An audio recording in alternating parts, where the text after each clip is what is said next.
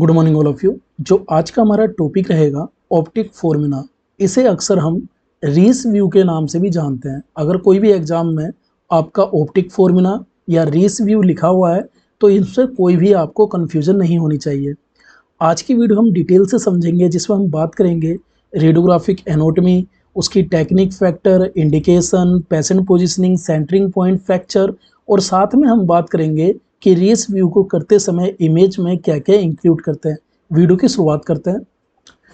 सबसे पहले समझते हैं कि आखिर जो ऑप्टिक फॉर्मूला है, ये ऑप्टिक फॉर्मूला होती क्या है। तो ऑप्टिक फॉर्मूला एक स्कल बोन में एक स्मॉल बोनी ओपनिंग होती है, जस्ट लाइक एक कैनाल होती है, जिससे क्या होता है कि ये जिसके माध्यम से जो ऑप्टिक नर्व और साथ में जो ब्लड वेसल्स होती है, ये आई से ब्रेन की ओर ट्रेवल करती है। सबसे इम्पोर्टेंट पॉइंट होता है। साथ में एक ये एक्सरे ऐसी स्पेशल रेडियोग्राफिक है जिसमें हमारे जो ऑप्टिक नर्व के अंदर किसी भी जो बोनी कैनाल के अंदर किसी भी टाइप की इंजरी हो जाना, किसी भी टाइप की नैरोइंग हो जाना, वाइडनिंग हो जाना, ट्यूमर रिलेटेड जितने भी चेंजेस है उन सबको ये आइडेंटिफाई करता है। जैसे कि यहाँ पे एक आई का स्ट्रक्चर देखेंगे तो ये जो एरिया देखेंगे यही हमारा होता है ऑप्टिक फॉर्मूला। तो अक्सर क्या होती है, किसी एक्सीडेंटल केस की वजह से यहाँ पे किसी भी टाइप का फ्रैक्चर हो जाना, किसी भी टाइप की इंजरी हो जाना, किसी भी टाइप का ट्यूमर हो जाना, उस बेस के लिए हम एक स्पेशल व्यू करवाते हैं जिसका नाम हम स्पेशल में जानते हैं रेस व्यू, और अक्सर इसे हम पीए ओब्लिक व्यू के भी नाम से जानते हैं। तो ये थी हमारी एक ऑप्टिक फॉर्मूला का जो बेस। अब बात करते हैं कि जो इसकी एनाटॉमी होगी वो क्या होगी। तो इसका जो शेप होगा वो राउंड होता है, साथ में ये देखेंगे राउंड टाइप का होगा, या हम बात करेंगे ओवल टाइप का होगा, जैसे एग टाइप होता है उस टाइप का इसका शेप माना जाता है। मार्जिन की बात करेंगे, स्मूथ होगी, वेल डिफाइंड होगी, साथ में कोटिकेटेड होगी, साथ में इसकी जो बोनी मार्जिन है वो स्ट्रक्चर आपका बेस होगा। सिमेट्रिक यानी कि समानताएं की बात करें तो जो हमारी राइट वाली यानी आई के अंदर जो ऑप्टिक फोरामेन है, साथ में जो लेफ्ट ऑप्टिक फॉर्मूला है, ये हमारी दोनों इक्वल साइज की होनी चाहिए। ऑर्बिट की बात करें तो सराउंडिंग ऑर्बिटल जो कैविटी है उसके होते हैं।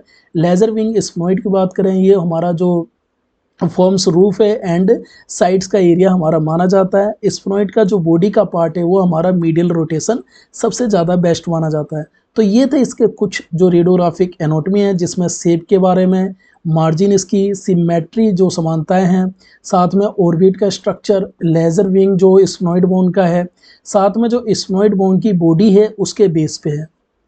अब बात करते हैं कि ऑप्टिक फॉर्मूला कब करवाए जाते हैं, इसके जो इंडिकेशन होते हैं ये कब कब केसेस हमें देखे जाते हैं। तो सबसे पहला जो केस है, हमारे जो विज़न है यानी कि जो हमारी देखने की कैपेसिटी है वो अचानक सडनली लॉस हो जाना या धुंधलापन दिखाई देना, जब इस केस को करवाते हैं। हेड इंजरी केसेस में इसे करवाते हैं, ऑर्बिट ट्रोमा के अंदर इसे कराते हैं। साथ में जो नर्व ट्यूमर का कोई भी सस्पेक्टेड हो, ऑप्टिक नर्व ट्यूमर का, वहाँ पे इस केस को करवाएंगे। बाय बर्थ किसी भी टाइप की जो एबनॉर्मलिटीज होती हैं उसे देखने के लिए इस केस को करवाते हैं। ऑर्बिटल हो गया, ये जो हमारे स्कल बेस जो लेसन यानी कि घाव होते हैं उसे देखने के लिए करवाते हैं। ऑप्टिक कैनाल के अंदर किसी भी टाइप की जो असमानताएं नजर आती है उन्हें देखने के लिए इस केस को करवाते हैं।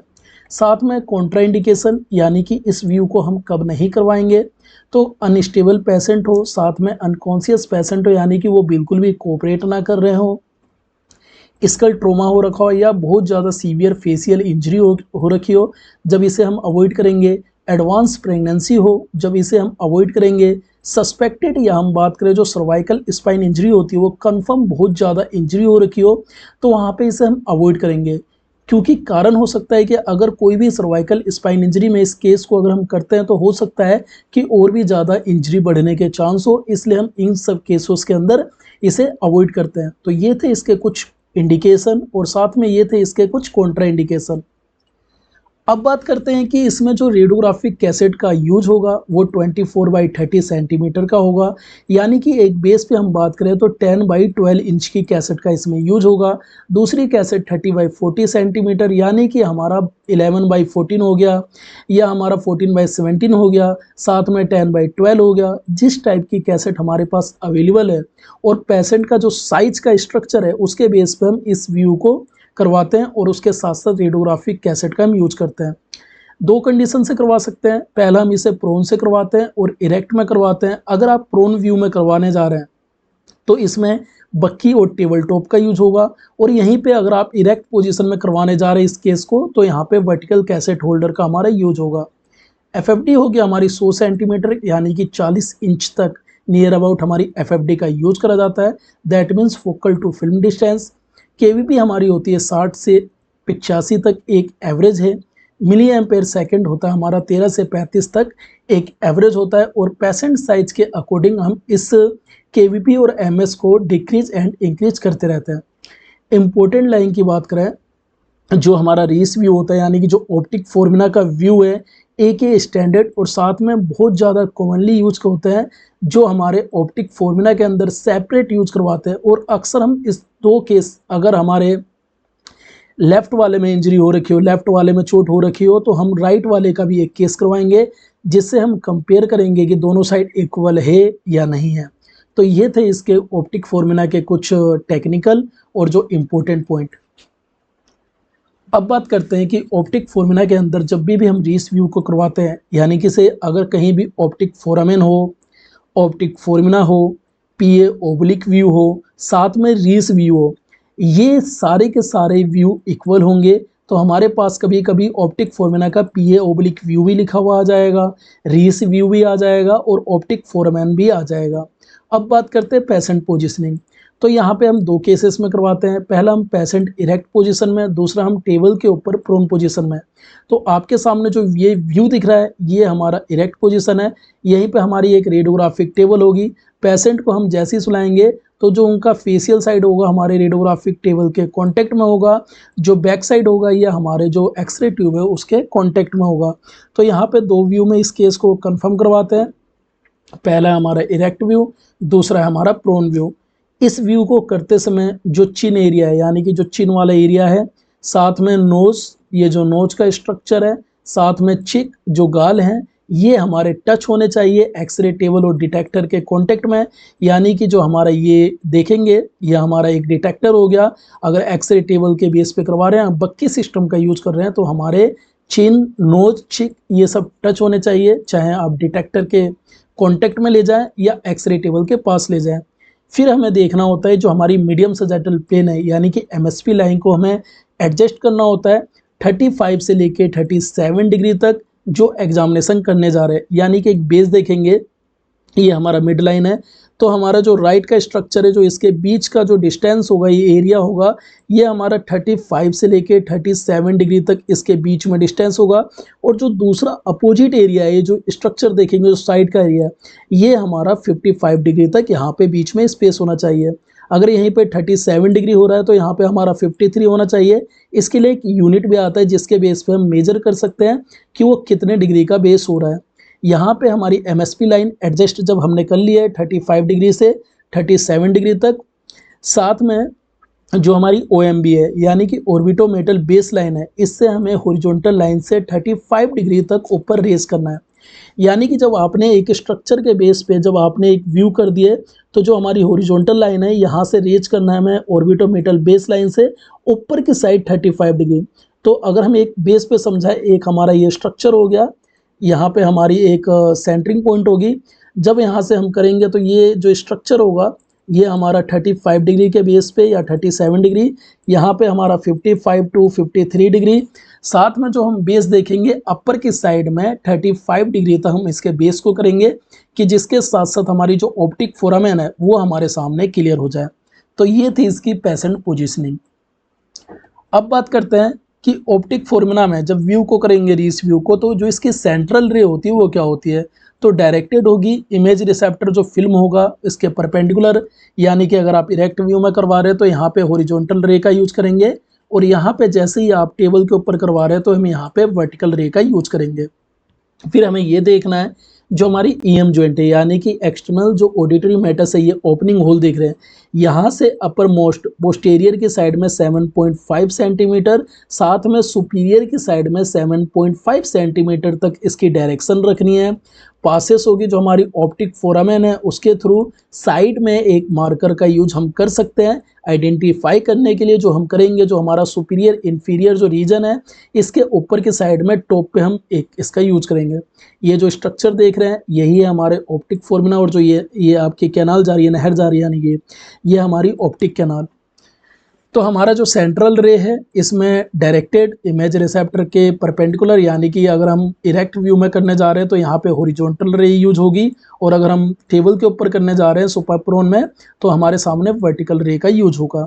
अगर ऑप्टिक फोर्मिना के फ्रैक्चर की बात करें तो यहाँ पे हमारा लॉन्गिट्यूडनल फ्रैक्चर फर्स्ट फ्रैक्चर माना जाता है, दूसरा हमारा ट्रांसवर्स यानी कि लॉन्गिट्यूडनल एक फ्रैक्चर माना जाएगा, एक ट्रांसवर्स यानी कि हॉरिजॉन्टल फ्रैक्चर माना जाएगा, इसमें ओब्लिक यानी कि डायरेक्शन में एक ओब्लिक टाइप का फ्रैक्चर होगा, कॉम्प्लेक्स फ्रैक्चर होगा, और यहाँ पे ये आइसोलेटेड जो ऑप्टिक कैनाल फ्रैक्चर यहाँ पे हमारे सामने इसमें शो होगा। तो आज का जो हमारा व्यू था ऑप्टिक फोर्मुला साथ में रीस व्यू को हमने कंप्लीट करे, जिसमें हमने इसमें जाने कि ऑप्टिक फोर्मुला यानी कि इसे किस किस व्यू के नाम से जाना जाएगा। ऑप्टिक फोर्मिना हो गया, ऑप्टिक फोरामेन हो गया, रीस व्यू हो गया, पीए ओब्लिक व्यू ऑफ ऑप्टिक फोर्मिना का हो गया, जिसमें हमने रेडियोग्राफिक जो बेस था कि कहाँ से इसकी कैनाल ओपन होती है, स्कल के जो बोन है उसके पास एक स्मॉल बोनिंग ओपनिंग होती है, दैट मीन्स कैनाल होती है जो हमारे ब्लड वेसल्स साथ में जो ऑप्टिक नर्व होते हैं इसे आई से ब्रेन की तरफ ट्रेवल करने के लिए परमिशन देती है। एक ये स्पेशल स्कल रेडियोग्राफिक एग्जामिनेशन है जो हमारे ऑप्टिक नर्व के अंदर जो बोनी कैनाल के पास किसी भी टाइप की इंजरी, किसी भी टाइप की नैरोइंग, किसी भी टाइप की वाइडनिंग, किसी भी टाइप का जो ट्यूमर होता है उससे रिलेटेड जो चेंजेस होते हैं उसे शो करता है। साथ में जो इसका शेप होता है राउंड और ओवल टाइप का होता है, मार्जिन होता है, स्मूथ होता है, वेल डिफाइन होता है, सिमेट्रिक जो राइट और हमारी लेफ्ट वाली है ऑप्टिक फोर्मुला ये हमारे इक्वल साइज की होनी चाहिए। ऑर्बिट सराउंडिंग जो हमारा सराउंडिंग ऑर्बिटल कैविटी है उसके बेस पे होना चाहिए। स्फेनॉइड का जो लेजर विंग है फॉर्म्स जो रूफ है जो साइड से उसे करता है, जो स्फेनॉइड का बॉडी पार्ट है वो मीडियल रिलेशन जो हमारा होता है उसे बेस को करता है। साथ में इंडिकेशन में जो विजन का लॉस हो जाना, हैंड इंजरी हो जाना, ऑर्बिटल ट्रोमा होना, ऑप्टिकल नर्व जो हमारे ट्यूमर से उसे होना, बाय बर्थ किसी भी टाइप का चेंजेस होना, स्कल बेस लेसन होना, ऑर्बिटल में ऑप्टिक कैनाल में किसी भी टाइप की असमानताएं होना, इसे हमारा शो करता है। जब और इसमें कॉन्ट्रा इंडिकेशन यानी कि कब इसे अवॉइड करते हैं, अनस्टेबल पेशेंट हो, अनकॉन्शियस पेशेंट हो, सीवियर फेशियल है, स्कल ट्रोमा हो रखा हो, बहुत ज़्यादा एडवांस प्रेगनेंसी हो या प्रेगनेंसी का सस्पेक्टेड हो, जब इसे अवॉइड करेंगे सर्वाइकल स्पाइन इंजरी में इसे अवॉइड करेंगे। साथ में कैसेट में 24/30 सेंटीमीटर यानी कि 10/12 inch, 11/14 inch, 14/17 inch radiographic cassette का यूज करेंगे। प्रोन कंडीशन में बक्की और टेबल टॉप का यूज करेंगे, इरेक्ट पोजीशन में VCH का यूज करेंगे, FFD हमारी 100 सेंटीमीटर, KVP हमारी 60 से 85, मिली एम्पेयर सेकेंड हमारा 30 से 35।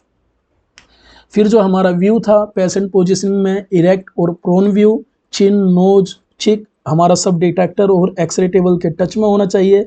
मीडियम से जेटल प्लेन से यानी कि जो स्ट्रक्चर देखेंगे इससे हमारा 35 डिग्री के बेस पे होना चाहिए। तो एक क्वेश्चन यहाँ पे भी है, दोनों साइड से भी हो सकता है। अगर आप 35 डिग्री बेस इस साइड कर रहे हैं तो हम जो बेस होगा दूसरी साइड से ये हमारा 55 डिग्री का बेस माना जाएगा। फिर हमारा जिसमें सेंट्रल रे की बात करें तो सेंट्रल रे जो हमारा होगा इसकी जो centring point 7.5 centimetre superior, 7.5 centimetre posterior to uppermost the EM joint, passes through optic foramen, side marker used, fracture of optic foramina, first longitudinal fracture, second transverse, horizontal fracture, oblique fracture, complex fracture, साथ में जो optic canal जो fracture है उसका हमें show देखने को मिलता है। आई होप वीडियो अच्छी लगी हो, वीडियो लाइक करना, कंटिन्यू वीडियो आना स्टार्ट हो जाएगी। मिलते हैं नेक्स्ट वीडियो में, थैंक यू।